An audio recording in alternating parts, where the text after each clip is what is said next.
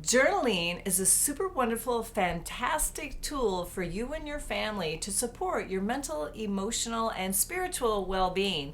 There's lots of ways to do it, and it's easy to get started. So in this video, I'll share some suggestions and some really great reasons why journaling is so effective.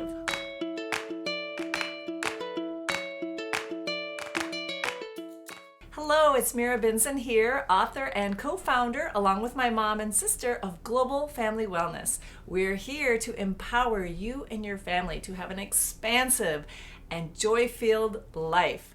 So I'm curious, do you journal? If you do, type yes in the comments right now.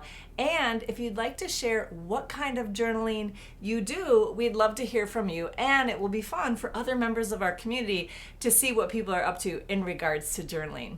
So let's start by talking about why journaling is so effective for you and your kids.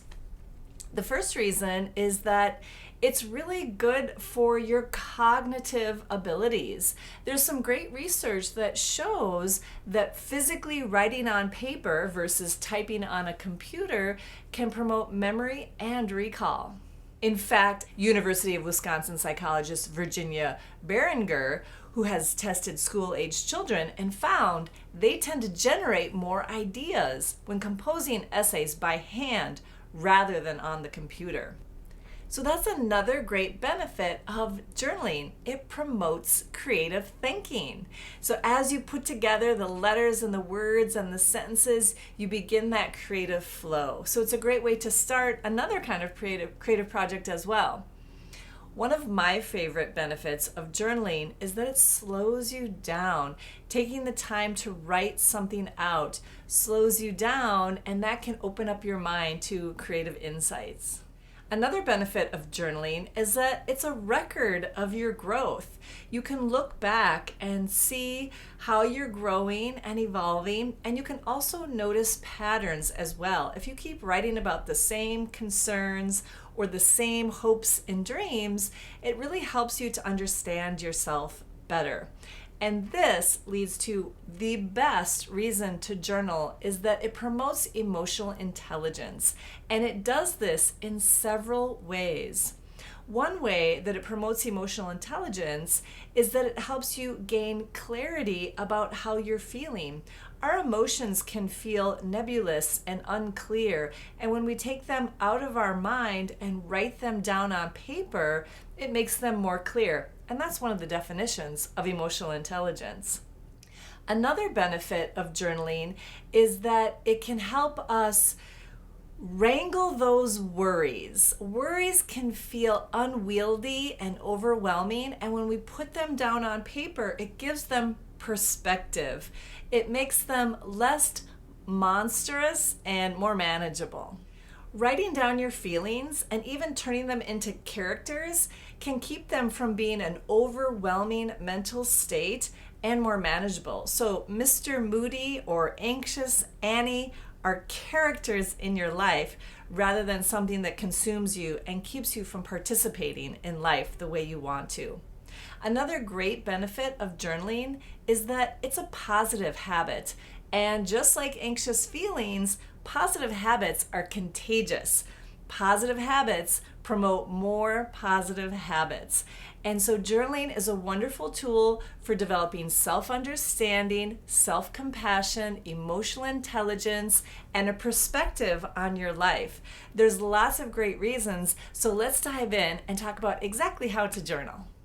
Before we talk about what to journal, I'd love to share with you some of my journals. Not what's inside, but their covers, because there's a lot of fun different kinds of journals you can use. So I like sparkly things, so sometimes I have a sparkly notebook like this. I also like tiny cute things, and this was a special gift. It's got a little gem on it, and so this one's really special to me. I can write little notes and then take them and do stuff with them. So you might want a cute little journal like this. I love this one because it's so grand, you know, it says notes and then the top flips up and over. So it's more like writing notes like this. And I really love journals, so I like to get different kinds of journals. Another journal I like is just one that has a fun little saying on it. You might want a smaller journal, something like this. And I always like sunny, bright designs. So something that's smaller, or even something that is not spiral bound, but is a little more like a journal or a travel log. Something like this, or something like this, which has all my favorite things. It's got sparkly words, it's got positive words, it's got pretty colors, and it's just a nice lined notebook that I like to use. But you can also use something really simple and basic. In fact, this is my current journal. This is the one I'm working on right now, and I just write in it until it's full, and then I get a new one. And when I was at the store, they didn't have any sparkly, cool, and fun, interesting ones, so I just got a plain old notebook for a couple bucks at the store. So the kind of journal you use is completely up to you. This is a pen I love to use. It was a gift from one of my students a long time ago, and every time I use it, it's got fur on it, so it's really fun, and I like to use it because it reminds me of that special experience I had with this student. I also have my color pencils in a little pouch like this. So you can draw or write. And for younger kids, they can just draw things out. They can draw a picture of their feelings. This is a really, really powerful tool. I've got my twistable color pencils right here. So now that we've talked about the benefits of journaling and some fun journals to keep, let's talk about what to write about. My daily journaling practice is called 3 pages a day, or daily pages. This is something I read about in a book called The Artist's Way. What I'm doing is I'm just writing whatever is on my mind. It's a free flow of ideas, and it might be about what I'm experiencing right here in the environment. And this is the chair where I journal every morning. I'll come down here in the morning with my cup of tea and my notebook, and I'll just write and write and write. It helps me with my creative ideas. It helps me to sort out some things that have been going on in my life, whatever it is. And it's a really wonderful daily practice for my mental, emotional, and spiritual health.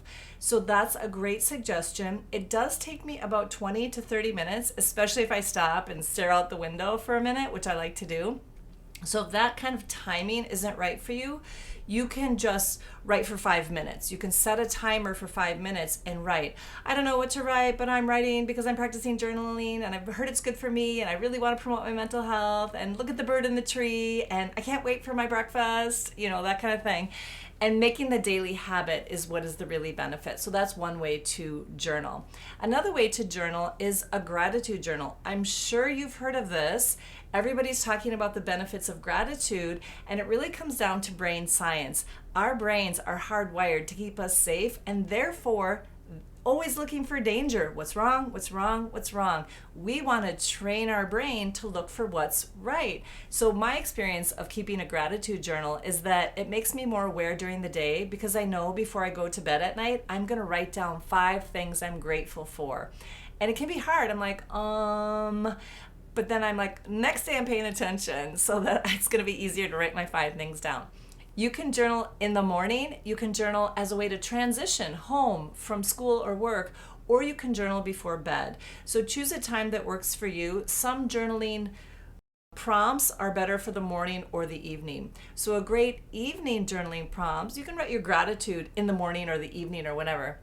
But in the evening time, one of my favorite journaling prompts is dump the day.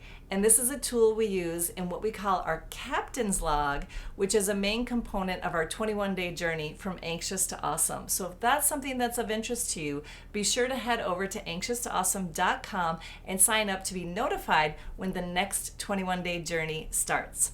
So dump the day is simply just like blah, blah, blah. This is what happens today. I was excited about this. I was mad about this. I missed the bus. It was so frustrating. I was scared. I thought I was going to get lost. Oops, I forgot to do this. The reason dump the day is such a beneficial journaling technique is because all of those thoughts in our head are the thoughts that keep us up at night.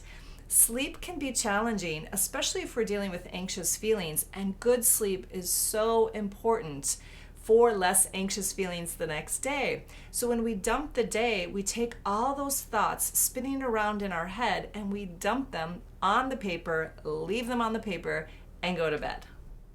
Another thing you can journal about is your goals and your affirmations. What you're doing with this is you're telling your brain, this is important to me. So you can say it as a statement of fact, like it already is. Say, for example, you have a test coming up in school and you can say, I passed that test.